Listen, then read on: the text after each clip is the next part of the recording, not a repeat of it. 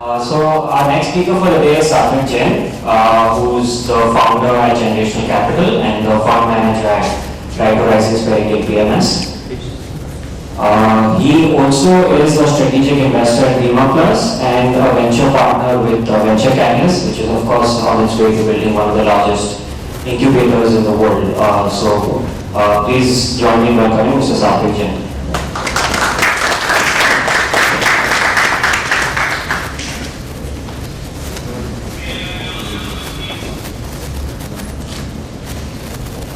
Thank you everyone for coming on this evening, and I hope I am able to do justice to what Mohit said.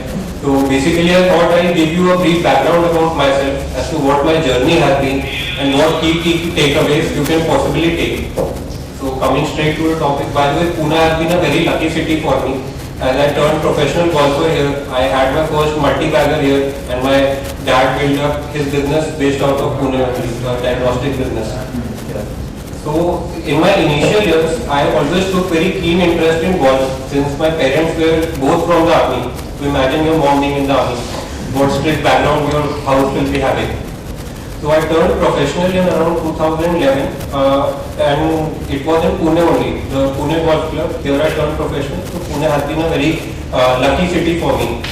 And that taught me a lot of things. I represented the Indian team to the discipline of playing for the country, waking up every day at 6 o'clock, training very hard to compete with the best of the business. Say like I even played a couple of tournaments with Tiger Woods and Rory McIlroy at that time. It taught me a lot of things at that time. But then an injury happened. But I did not want to actually get into the academics. So I started my own fitness startup, and at that time, as Mohit told, this was around 2012. There was absolutely nothing about internet at that time. Like he told, the overall e-commerce market used to be around 5 billion. But then I had this idea. Since I was playing golf, I always used to be, traveling around. For one match I am in Delhi, for another I am going to Chennai, and for third I am coming to Pune. So I thought that, and people were getting into fitness at that time. So that with that, if I create one pass and I somehow manage to tie up with the major gym chains around the country, then a business can be made that for regular corporate travelers and for regular sportsmen, they can access any gym across the country with that one pass. So then came the idea of fitnessholic.com. So we got a bit of funding, then we got a lucky exit also. Also that was a good exit, as fraternity was coming in at that time, and then CultFit came, which obviously has monopolized the business. So it was somehow good for me at that time. So then I had this initial capital in around 2013-14, and then I started evaluating businesses both in India as well as globally. That's how my journey of investing actually started. And that was the time when the Modi government came in and there was bullishness all around. When I started looking both at the Indian, the global businesses as well as the private equity space, because a lot of entrepreneurs who became unicorn founders today used to be like sitting in a co-working space with me or say in a Starbucks with me at that time. So now coming to the boring part. The Indian equity market, you can say the public market especially, is mostly a lala market today also. Like 70% plus of the companies, they are mostly promoter owned, and the promoter treat the company balance sheet as his personal balance sheet. Initially after making a couple of mistakes, and they have been like royal mistakes, like the investment itself went down 50% odd, right? So then I kind of took a backseat, like we have to devise a framework around this. So then I came along with book Corporate Shenanigans and Financial Shenanigans by Robert Schlitt. Then I kind of developed this framework of fraudsters of around 20 odd ratios. That if a company passes these frameworks only, then only I will be investing in them. So like you can say, I have figured out that if you read the Satyam Computer balance sheet, they must be having 800 odd crores in the bank account, but if you see the other income, it would be zero, right? Same way if you take a decent company like a Piramal Enterprises or a Godrej Consumer, they would be having at least a FD interest in their other income, so on and so forth. And the companies cannot be paying real taxes with fake profits. and the receivables should not be increasing so much. This kind of set the overall framework. Then I also joined Deloitte in the investment banking division. So there, we are working on a lot of IPOs and follow-on offers and mergers and acquisition in India as well as globally. In fact, the second largest company which is being listed now. So I was there in Dubai for 4 months working on their IPO. Right. There you came to know, what the promoters are thinking. Suppose they want oil to be at a certain price and they are valuing it that way. So you kind of get into the promoter's mind also. But like as with Mohit, the heart was always into money management, not investment banking as such. So I was lucky to get an opportunity in Elara India Gateway Fund, which is one of the very few foreign institutional investors and hedge fund based out of the NCR. In fact, there are only two based out of there. Currently, they are managing upwards of 400 crores. And I was part of the 4-member team managing money there. And they had a very limited clientele in single digits only. There the mandate used to be to generate absolute returns without shorting, right? So it was a very Herculean task, and the markets were also very volatile. So somehow in my 1.5 year stint, we generated 19% absolute returns, and the benchmark was down around 2%. But the important key takeaway was there I developed this fraud search. Basically now we have a 150 keyword fraud search also in our fund which we manage, which basically checks the promoter history, what his background has been, what misdoings he's been doing, whether he's buying corporate jets from his company balance sheet, or whether some insider trading people are there in the top shareholders list. Very interesting observations have come along with this, and some of them I think you guys also might or might not be knowing. So leading QSR chain whose pizzas you might be having every weekend, the promoter has been found with unaccounted cash. They have pledged most of their stake in their company, and they are having a lot of questionable real estate acquisitions. Second example would be now the diagnostic sector obviously has gone out of favor. But when it used to be in favor, this company which listed around a couple of years back, the promoters also had pledged all their stake. They were involved in questionable real estate transactions, despite the company being cash rich. And from that money they were buying penthouses in Dubai. And so this all was not there at that time, but now it has come in the light of the market and the stock has crashed around 60-70%. Another example is a leading FMCG company which is belonging to a reputed promoter group. So they are taking loans from the promoter at 28%, right? Despite the company being cash rich. Now you must be thinking, why am I telling you all this? This equity investing, especially in the public market, right now has become more a process of elimination rather than selection. So if you eliminate say 60-70% of the universe, in the rest 30%, even if you are selecting some below average companies also, still you would be making decent high teens or 20% plus kind of returns. Obviously Mohit kind of returns we cannot expect from the public market, but 20% compounding is what Warren Buffett did for 70 years. So that is what I am trying to do.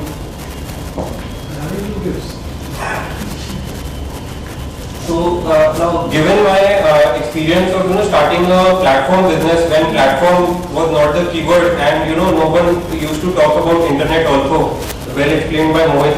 So we kind of identified modes in India as well as globally, and normally we try to identify their competitors, or you can say their peers in globally, which have created wealth. So when DMart was coming for an IPO, this has been by the way my biggest winner. It has been a 32x for me, right? So a block had come to us, our family by some brokers at around 140 odd rupees at that time. So we were wondering that why all these brokers have suddenly become bullish on them, and if so much supply is there, so there might be something fishy there. So we kind of read about them. We were really impressed. Mr. Damani had impeccable track record, and he was not here for the money because obviously he was the richest investor at that time, right? And we studied their model and had already studied and invested in Costco and had deeply studied Walmart due to reading about Berkshire Hathaway also. So what they were doing was they were following a hub and spoke model. Suppose they will open one store in Pune and around that only they will open rest of their stores. So now when a Nestle and a Unilever comes to them or any large FMCG brand, they can squeeze out the margins from them, right? And they pass it on to the customer. So the customer who is coming to buy a Maggi and grocery from you, he does not want very high-fi interiors, he wants the cheapest cost. And India is predominantly at 2000 per capita income. So we are not here for luxuries as of today, except the 1% population. Customer will go जहाँ पे भी सबसे सस्ता माल मिल रहा है उसको 4 kilometre travel भी करना पड़े, he doesn't mind about that, वो एकदम बल्क में शॉपिंग करके आएगा. This was exactly being done by Costco and Walmart in the USA. So that is how we identify it. Another example could be say a Syngene and a Lonza. So Lonza is basically in contract research and manufacturing in the USA. So now what is happening is all the branded pharma companies, like you can say an Abbott, Sanofi, Merck, so they are saying, boss, we do not want to get into the manufacturing and the R&D and the heavy capex. We only want to own the brand and we want to focus on the distribution because that is where the real money is. हमें कोई trusted player बता दो जो हमारे secrets out नहीं करेगा and who would be able to manufacture. अगर तो ये ड्रग हमारा अप्रूव हो जाता है you can manufacture it there. So Lonza, you would be surprised to know, has been an 80 bagger over the last couple of decades. Syngene had its listing in 2018. It had a very similar business model. It was growing over the past 4-5 years at 25-30% CAGR, had a 20% plus return on capital employed, impeccable promoters, Mrs. Kiran Majumdar shop, and very marquee clientele. And even the CEO was from the reputed, I think AstraZeneca Pharma, the CEO has come from there. Then we identified Syngene also that way, so on and so forth. So Tanishq is a leading global retailer, Tiffany is a global retailer. Right now it is being acquired by Louis Vuitton, but otherwise it is the number one in the branded jewelry business, right?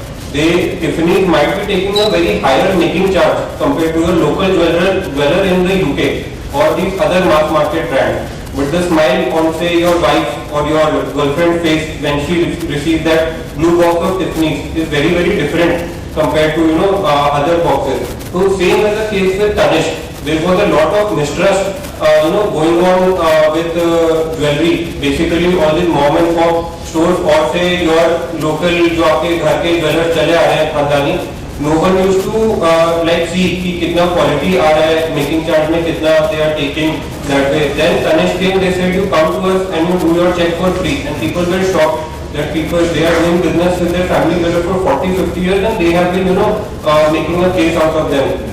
Tanishq right now also, you might think that it is a very boring company, it is a large cap company. It is only 5% of the overall gold jewelry market. This quarter also it reported 18% same store growth like Mohit said. And right now also I think it can easily double its profits in the next 3 to 4 years. So very solid business model. So I can go on and on with the stocks because this is what I like live and breathe basically. But apart from that, I'll give you overall macro view of the Nifty 500, right? Overall, if you see the overall profit pool of the Nifty 500 are around 6.6 lakh crore. This data is a bit dated around I think 6-7 months back, but I'll try to convey the point here. Out of that, technology IT services is the largest player today also.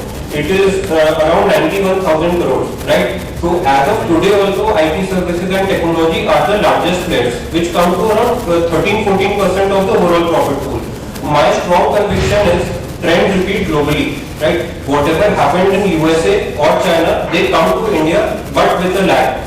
Technology will be at least 30% of the profit pools in over say by 2030. Now it could be a combination of IT services behemoths like the TCS, Infosys, now L&T Mindtree is being merged, and these new age companies like a Naukri.com or some startups might come in, like some of them have been listed like the Zomato, so on and so forth. Apart from that, if you look at the left chart, right, So I'll give you a 30-year breakdown of them. So in the 90s, it was not that Mr. Narayan Murthy did something very exceptional.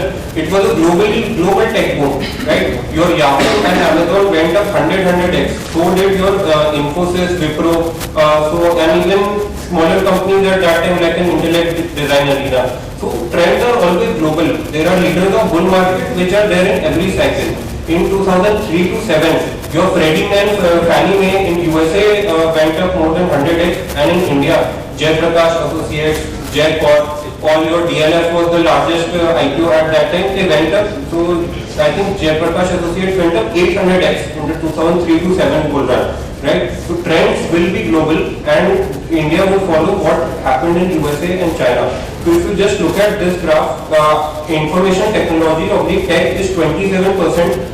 In the MSCI, S&P 500. In India, it is barely 13-14%. Even healthcare is very underweight in the Indian context. So I strongly feel consumer, IT services, healthcare, and financial.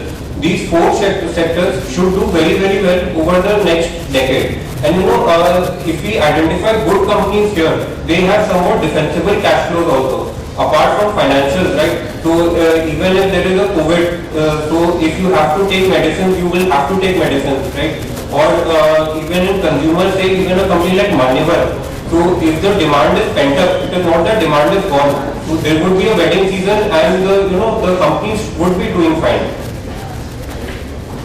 So now coming back to the my journey basically, right? So after investing, into all these companies around 2015-16, I was going through our family balance sheet, and what happens with normal Indian parents? We are staying in Delhi, एक flat डाल दो, under construction है, नोएडा में डाल दो, छोटा बेटा तो कल को नोएडा में जॉब लग गई, एक फ्लैट आप डाल दो गुड़गांव में, बड़ा बेटा वहाँ पे कुछ फाइनेंस का कर लेगा तो नोएडा में डाल दो, और वो फ्लैट अंडर कंस्ट्रक्शन नहीं रहा, मतलब 8 साल हो गए वो कभी बना ही नहीं. They are just वो टावर लगेगा क्योंकि I think खाली वो वायर जो भी लगे हुए हैं, and they are tarpaulin over that. So then I was talking to a lot of dad friends, some of whom are into business or ex-army men.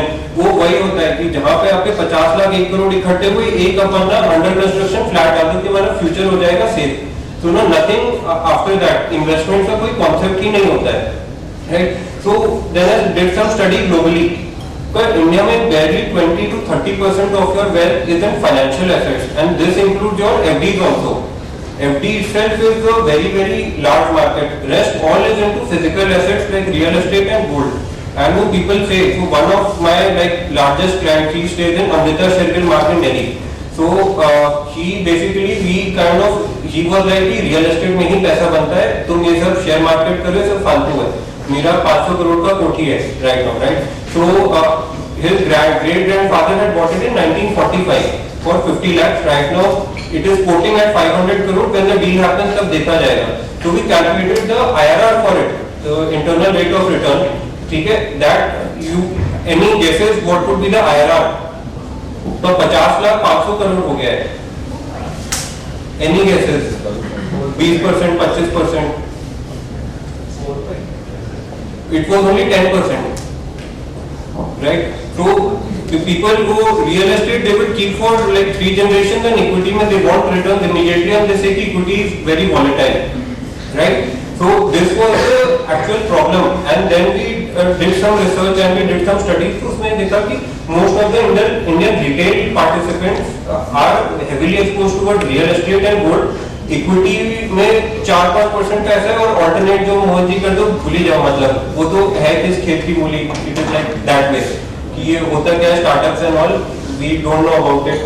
तो and Indian HNI basically people who are dollar millionaires, they have barely 10% in alternative, 35% in equity, बाकी पूरा पैसा. So why I am showcasing you this, if you see the post-tax returns on their overall net worth, for an Indian retail it comes to around 7%. Lifetime multiple is around 27 times, right? Which is your basically 30-35 years of compounding. For an Indian family office, which we try to cater, is basically people who have their liquid net worth of more than $5-6 million. There, the key difference is their asset allocation. Real estate में खाली 15% रहेगा. Although the key factor there is because initial house is being sorted, so वो बाकी corpus is left and then they become smart about money. But 50% is in equity and 20% is with people like Mohit in either PEVC funds or long short funds. Right? Their wealth multiple is 278x versus an Indian retail जिनका 27 गुना है. Right? So if we can get the initial asset allocation right for a lot of clients, so there is a lot of scope for them to compound. Now you forget कि आपका alpha आ रहा है, index is doing 14%, अगर say Satwik is doing 12% or say another fund is doing 18%. आप बस allocation कर दो, you just do it in the Nifty, so the outcomes would be a lot better. So this is again continuing that from less than 10% in 1950s, right from the nationalization of LICs to entering of UTI in the mutual fund space. Right now we have more than 36 AMCs. We have come a long way, right? But still, there is less than 30% of Indian household savings into the financial markets. So now, how generational capital began basically, which is the firm I am running. Right. So after my stint at Elara India Gateway Fund, I joined one of the largest multi-family offices in India. They are managing around 40,000 odd crores now. So I was their head of equities and their alternatives division. Right. So there I was talking to a lot of my colleagues and in the industry. जो आपका industry structure होता है ना, that was somewhat broken. Because the research team is separate, the people who are advising the clients, they are totally separate, and most of them somehow do not get into the research part because they are mostly after your sales targets, right? And you would have observed in the banks also, right? So I thought that if we can make a multi-family office kind of a setup where the people who are researching also, they can also advise the clients. Then clients would have a larger value add. This was one part of it. Then I had gone to Ludhiana one day to meet one of my old friends, Vinayak Sood, who is right now our head of investment banking, and Sohail Mani, who right now takes part of our Ludhiana practice basically, the most of our families there. तब क्या हुआ, जब मैं golf खेलने जाता था around 2011-12 में, it used to take to me around 9 hours to travel to Ludhiana. ठीक है, now it takes around 5 hours. So I checked the data. Basically, जो road highways है वो आपके 3 गुना हो गए हैं उस टाइम से, right? Apart from that, in any dhaba, any tea stall you go, you can do UPI. So I think it has been one of the biggest innovations by the government, which is free of cost now. In USA, UK right now copying, like they are telling us to give the UPI thing to them, right? Then when I went to meet Sohail, right, he was working at ICICI Bank that time. So he was saying there is somewhat a shift happening in the industrialist there. So Ludhiana is basically the Manchester of India. It is mostly a hosiery focused city. Most of the industrialists and the people who have created wealth there are from the hosiery segment.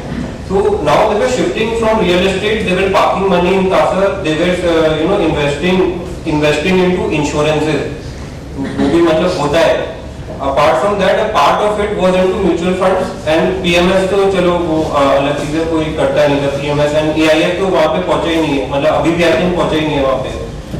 AIF, right? So मतलब but things were gradually changing there, right? Then we went to have a dinner at this famous Firozshahpur Road. So वहाँ पे we saw a sprawling market there, and then we went to this Reliance Retail DMart भी वहाँ पे खुल गया मान्यवर, right, to do our regular shopping and all. So there we talked to the store manager, and he was incidentally the head of Punjab region there, and he was available there. So he said that the purchasing basket of a consumer in a Delhi, Gurgaon and a Mumbai is 90% similar to what is happening in Ludhiana. So as such, पैसे का कोई कमी है नहीं. It's just that So then when I came back, I thought कि ऐसा क्या है लुधियाना में which is not there in say ऐसा क्या है दिल्ली मुंबई में which is not there in Ludhiana and other towns which are called smaller. So then ये तो हो गया overall thing. Then there was this problem statement also. I talked to a few older people. They had mistrust with their bank RMs basically because they were sold 10-year lock-in, 20-year lock-in products. and some of the returns were not good. They were not very happy with the volatility of equity market, but real estate independence के पहले से रखा हुआ है, but equity के to somehow. Then I thought कि generational capital we will start off as we will act as private CFOs to some families, and where our core focus will be on research. अभी वापस से boring part आ गया with a lot of slides, but still like you can bear with me. And apart from that, we will launch our own fund, which will be focused on generating stable returns and very very low volatility compared to the benchmark, because that is what was required by a lot of these families. So, like I'll now share my process with you as to how we select funds basically, and after that debt fund. So starting with private equity only, because like Mohit fund has been one of our largest winners. It has become now 5.2x, right? And within a very short period of time. तो पहले तो वो fund manager background देख लिया, मतलब and this is the global gyan which I will give you now. उसके बाद is historical track record, then what is is ranking, vintage, वो सब हो गया. But the main thing is fire in belly. जैसे आप जब एक स्टार्टअप से like Mohit evaluate the startup for fire in their belly, ठीक है, उससे आपको आइडिया लगता है कि क्या होने वाला है. तो same way VC fund manager also we have to evaluate कि अच्छा इनका फर्स्ट सेकंड फंड है, अगर ये अच्छा नहीं करेंगे दे विल गो होम, मतलब उनका करियर ही खत्म है. Apart from that they have put in their significant amount of money, and so these kind of soft factors we kind of try to put into the fund manager selection. Then coming to the debt fund. Debt fund आप लोग सोच रहे अरे 5% 6% तो मिलता है, तो why would someone in their mind invest there? But debt market, if you look at the overall mutual fund market right now, it is around 40 lakh crore. Out of that I think 27 odd lakh crore is debt funds. It is a much bigger market than your balanced advantage fund or equity fund, because वो वही रहता है, all these large corporates, say a Reliance Industries or a Tata Group, they would be investing their corporate money into liquid fund and debt fund only. वो तो अगर तो किसी मेरे जैसे एडवाइजर ने आके समझाया and they are convinced कि आपके FD से अच्छा ये है, ये बात तो तब की है, वरना तो major money is in FD and saving accounts only, right? So in fact our 80% of our team's time goes into debt fund selection. So जब आपका Franklin, and that is very very risky that way if you are not investing in the proper fund, because what happened in Franklin, what happened in the Anil Ambani group fiasco. आपका debt में ही पैसा like it was locked in. Right now everything has come back, like even Franklin में जो फंसा था everything has come back, but still firstly we kind of run a filter on all the 5,000 listed companies, which all are the companies having a debt service coverage ratio of less than 1. That essentially means कि आपका जो EBITDA आ रहा है उससे आप अपना interest नहीं पे कर सकते हो. Either you raise funds or you cannot repay money to the basically the lenders. उसके बाद you get around 16-17 groups and then you see which one of them are in which of the 130 debt funds in the market. वो आप देखो client के पास नहीं है, अगर है तो उसको बता दो. Okay. Now coming to the India growth story, and where our fund is positioned basically to take advantage of this. Mohit covered it very well. I don't think I can add much value here, but briefly, if you look at from independence till today, we are right now, we will be touching a $3 trillion economy very soon, right? And if you look at 2030, जितना पैसा पिछले 75 साल में बना है उतना ही पैसा next 7-8 साल में बनने वाला है. And it is simply the power of compounding, right? From a $3 trillion you would go to a $6 trillion at say a nominal compounding rate of 11-12%, but the initial base is so large that you would get there, right? India would be the third largest economy, because like taking over China and USA would be a Herculean task unless they degrow, we grow at 14-15%. But from a fifth largest economy to a third largest economy would be a huge jump. So पैसा तो बहुत बनने वाला है. Now it is upon us how much can we make. One thing is market, other thing is increasing our earning power also. Because power of compounding में भी क्या होता है, और principal. Now principal has to increase, time has to increase, and then the rate is the last part. So now when we are going to a $6 trillion economy, we are at a very crucial junction now for $2,000 per capita, right? So यहाँ पे numbers थोड़े छोटे होंगे, but I try to make sense of them. So we did an analysis of countries which were at $2,000 per capita where they reached to higher per capita and what happened to their economies.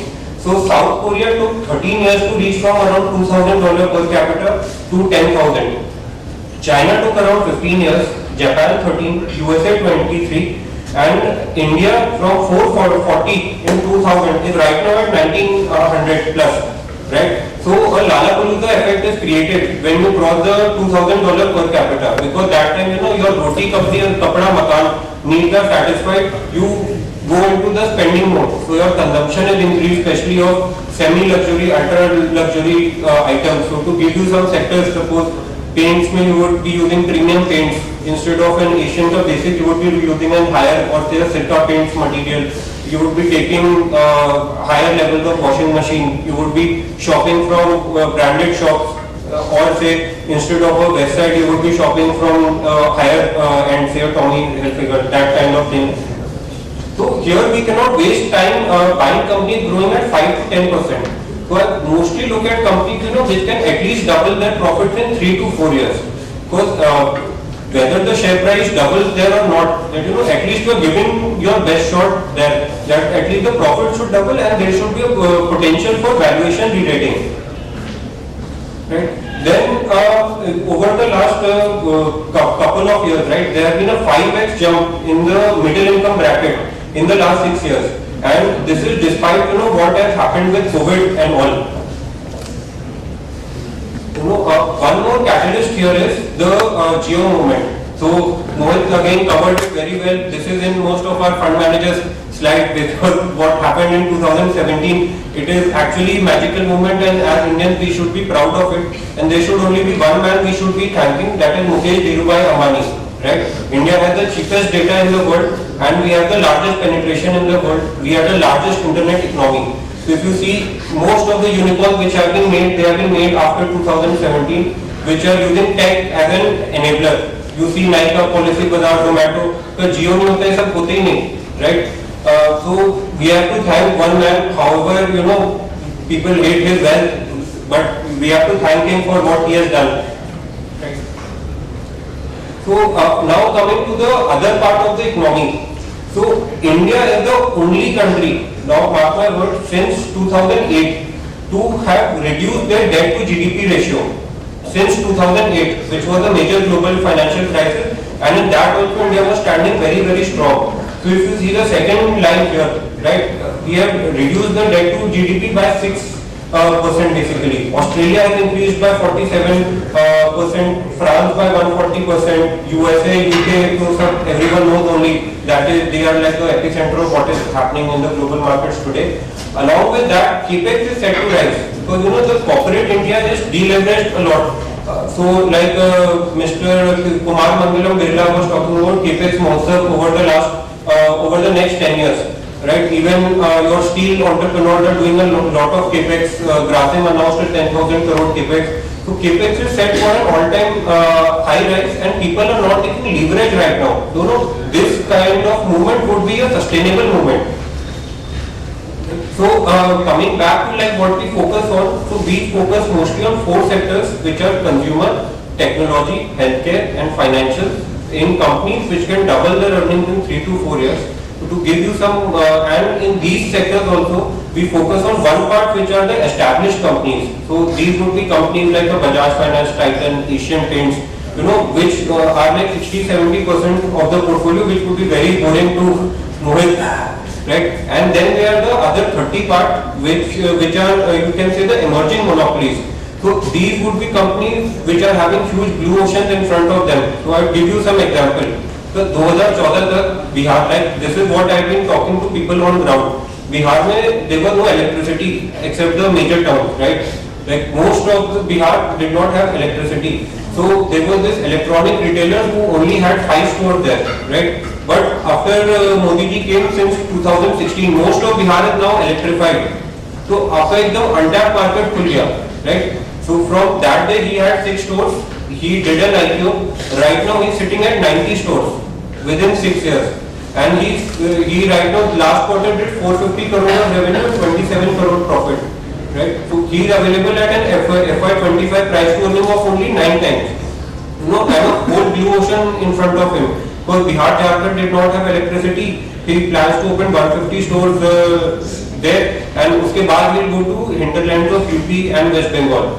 So these kind of opportunities we identify in the rest 30% of the portfolio. Some other examples without taking a lot of time is there is only one listed dental healthcare company in India. This is also less than sub 1,000 crore market cap company. They are having 70% gross margin and 45% EBITDA margin. You can imagine, and they are debt free, growing at 30% and having 30% plus return on capital employed. This is ये तो हो गया जो पहले हो गया, ठीक है, ये तो everyone can see. But now they are doing a 2.5 times capex of their current capacity.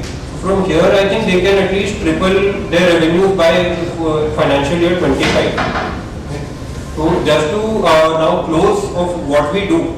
So we are mostly into the multi-family office division, where we advise some family offices and individuals on their entire balance sheet. Apart from that, we also have our own portfolio management service by the name Perennial Fund, in which we identify companies which can double their earnings in 3 to 4 years. Then as the client requirements grew, because like as wealth managers, when you go to client, people, you ask them for money, sometimes they ask you for money. Our business is, needing money. So we identified that an investment banking is a very crucial part of the whole offering. So over the last 1.5 years, we have done around 10 deals, not very large deals, but we have raised around 150 plus crores for these companies. Then as ancillary services, we have estate planning, because the family requires the generational succession, whether the shareholding has to be transferred into a trust, it has to be transferred to which of the successors. Then real estate advisory, jitna bhi main bolu, real estate everyone loves, especially in the NCR region, because any startup entrepreneur who उसको आता है अच्छा खासा पैसा, he is like कि पहले मैं अपना कमिलिया में कर लूँगा 40 करोड़ का, उससे मेरा टैक्स भी बच जाएगा और I'll stay in कमिलिया also, आपके इन्वेस्टमेंट बाद में देखेंगे. So we have a real estate division for that also, and then insurance and taxation to complete the bouquet. So that was briefly all from my side. Now I'm happy to take any questions from you guys.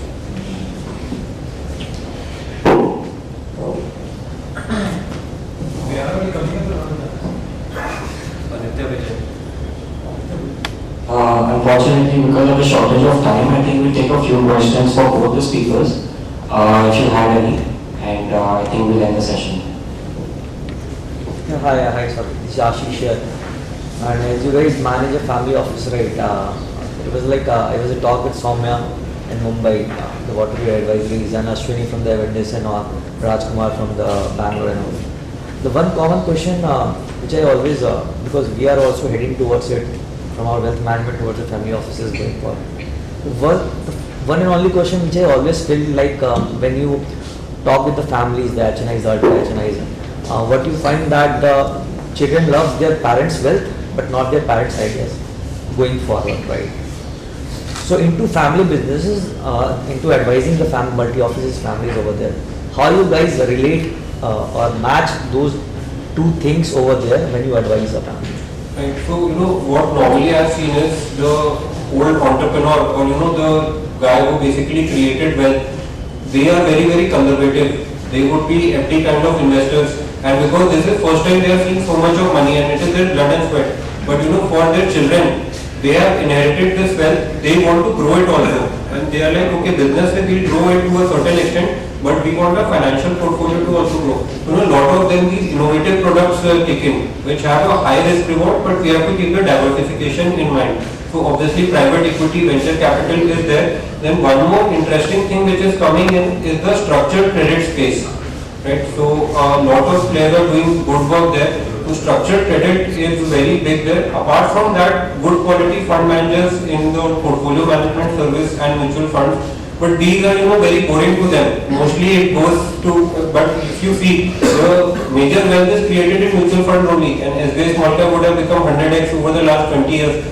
Very rarely PVC funds or PMS managers, post-tax, post-fees and all would have generated those kind of returns. But they want something innovative. Another thing we are also seeing is they are directly participating in the deals which are happening. Like Mariwala Family Office, Love Ventures, and a lot of them are coming up. people are directly participating there. So this is what I fear, that now when the funding winter is coming in, or say for the next couple of years, things are not that well in the PVC space might be. There might be severe write-downs, and they might lose their confidence in the PVC space. So this is what we try to advise, that go in a systematic way. Rather than just throwing around, beating around the bush, कि आपको एक mail आया XYZ से, you're lacking the idea, you just put in money there. It has to be more or less structured there.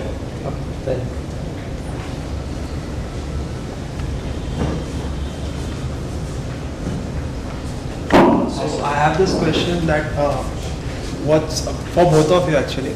That one regret, that one opportunity that you missed, I want to know about it.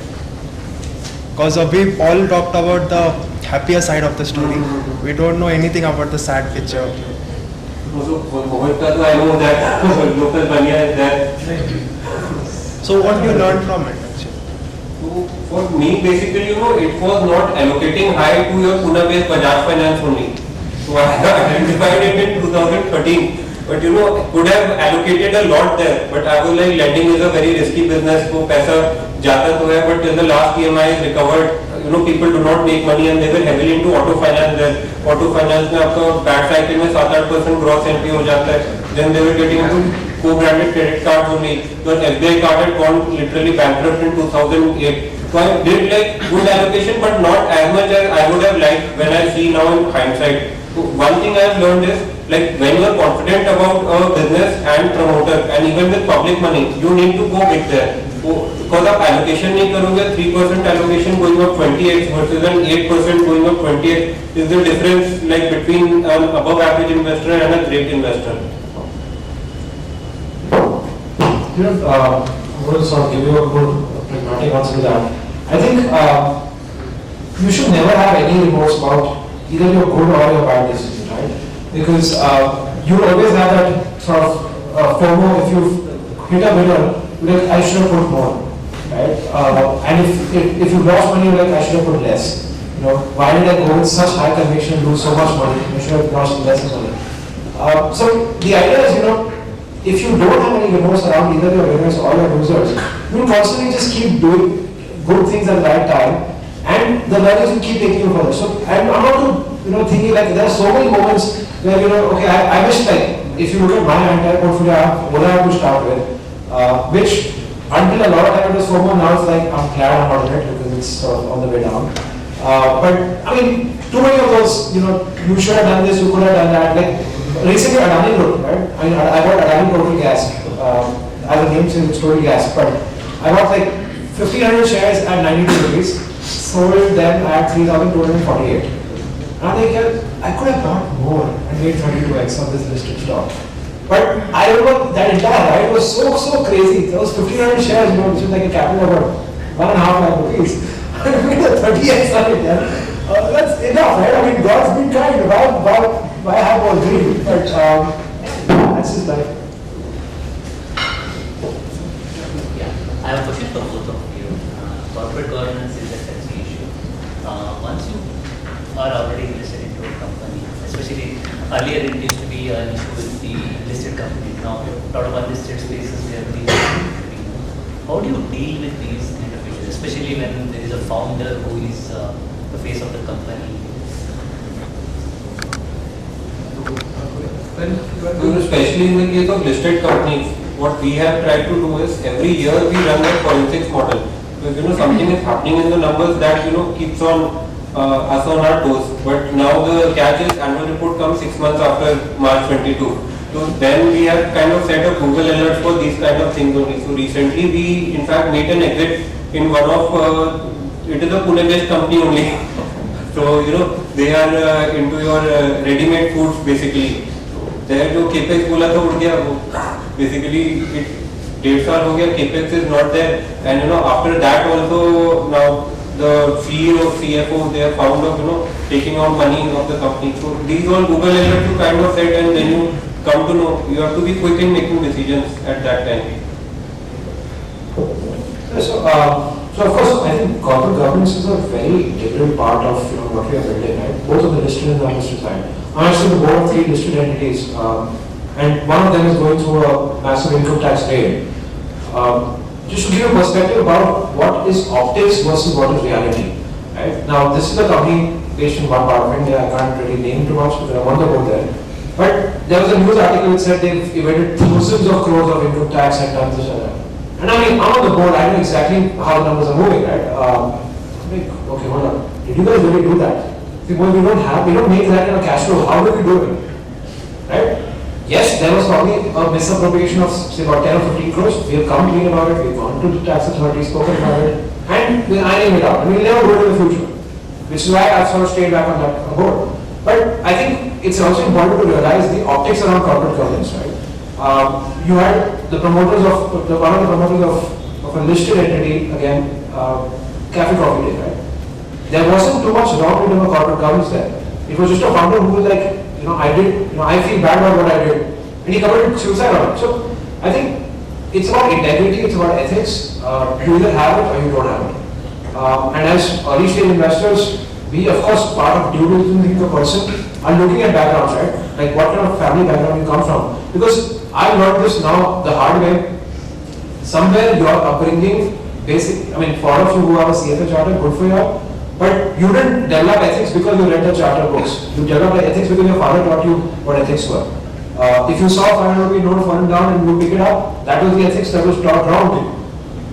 And if you pick it up and find the person who it went to, that's what the right ethics. So you either have it or you don't have it. And it's important that you are able to identify people who will walk on that non-ethical path and stay away from them. But again, I think, I'm not as heartless as I would say foreign funds are, both in listed and unlisted, where for them the word corporate governance will sell and walk around.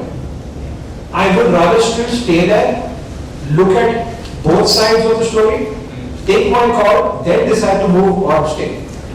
So, I wish the answer was straight there, but there are two sides of every story. You have to listen. One question. Now in televisions or when we are discussing with our colleagues, we are talking about many experts are predicting that there will be a recession coming in first quarter or second quarter of 2023. So as an advisor or what would be your strategy to stay invested in equity or mutual funds, or to redeem part equity and then stay invested in part this? What would you suggest?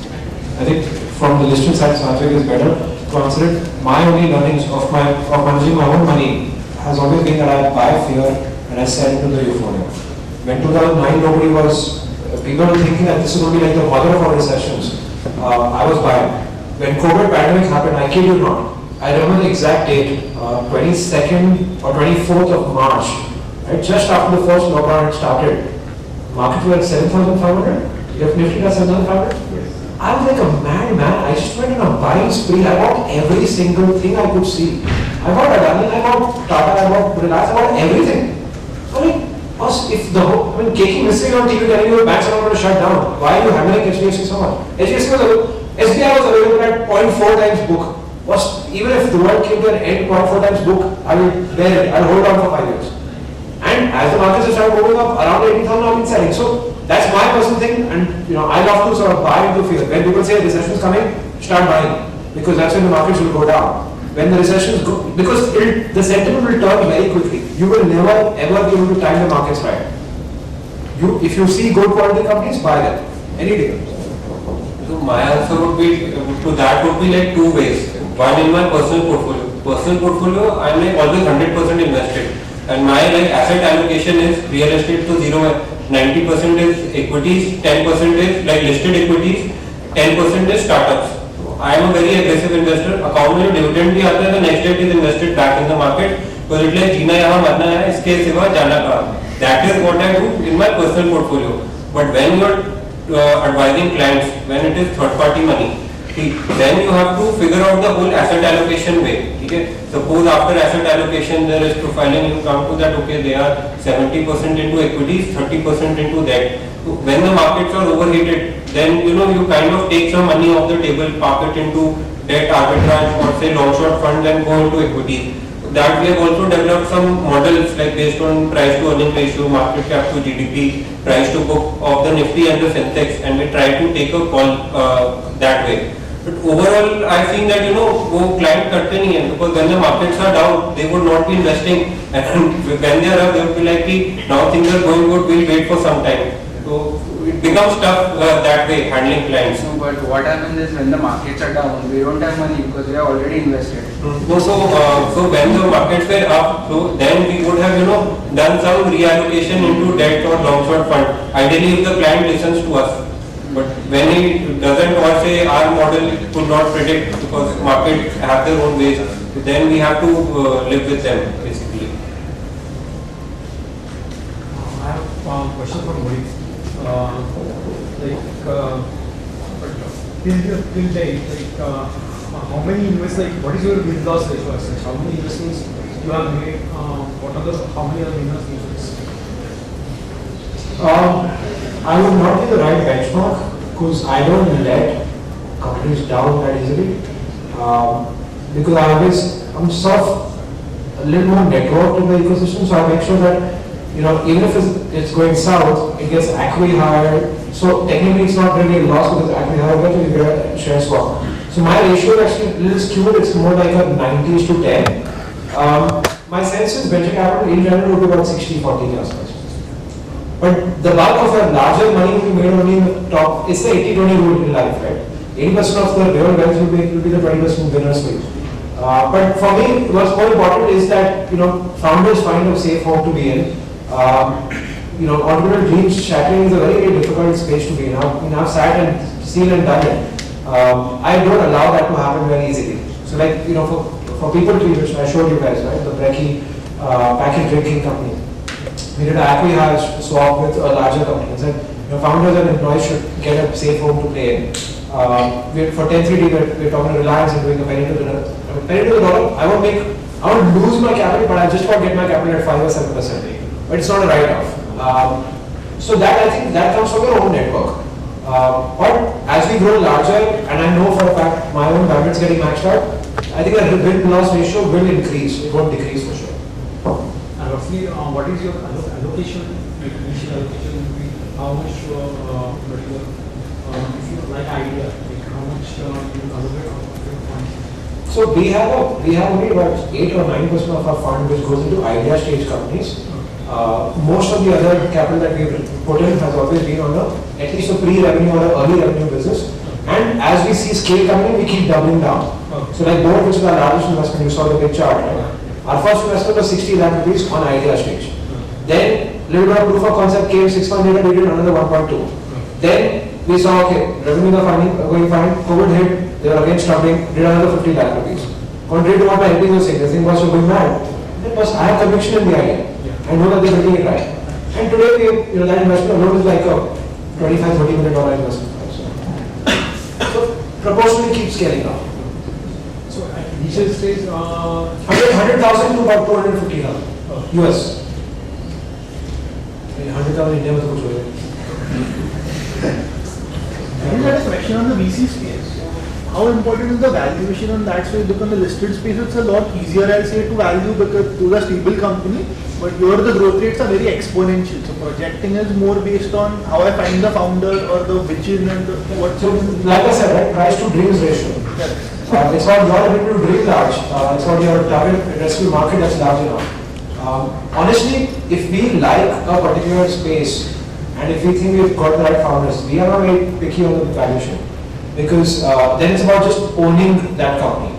Like with this EV coming I'm talking about, I'm coming in at 2,500 crore valuation, which is way out of my normal investment horizon.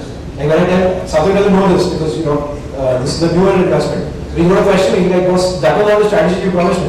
But I know for a fact that this is exponentially large. I know this is going IPO in the next 2 years. I'll get my exit straight out. I'll make a 5x on it. Even if he does half the things he's saying. Galti is if he does all things.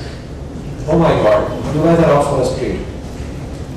So valuation doesn't matter. As long as you have high conviction in some, and this is across all funds, right? When I've seen Sequoia running behind deals, they just want it.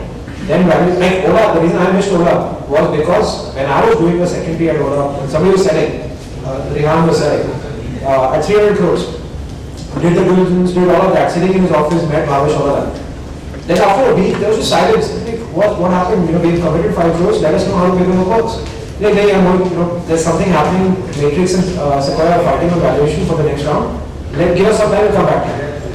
And he comes back to me a week and a half later and says, yeah, we can do this round, but it will now happen at 905 crores. I'm like, hold on.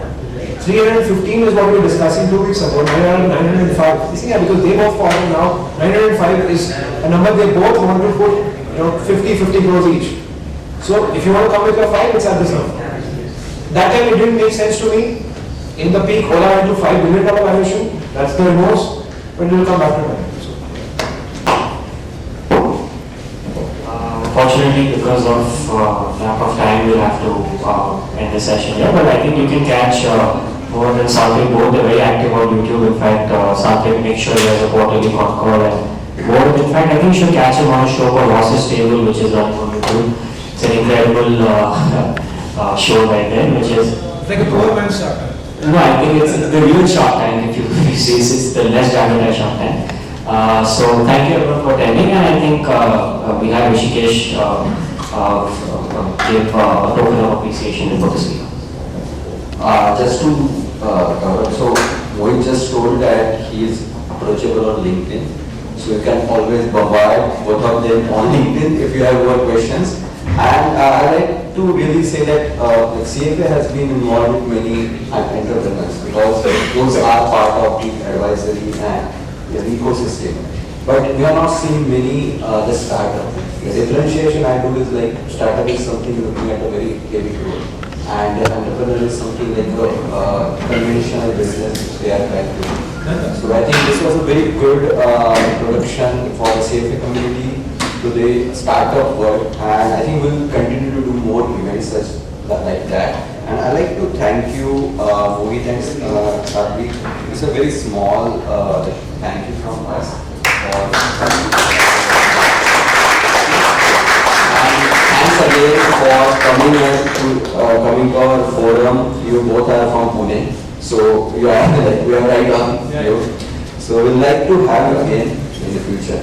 And thank you. We got the highest attendance for Yeah, it's one of the last movies we used to have. we got new faces also, new faces also. And New startups. very young people have joined the.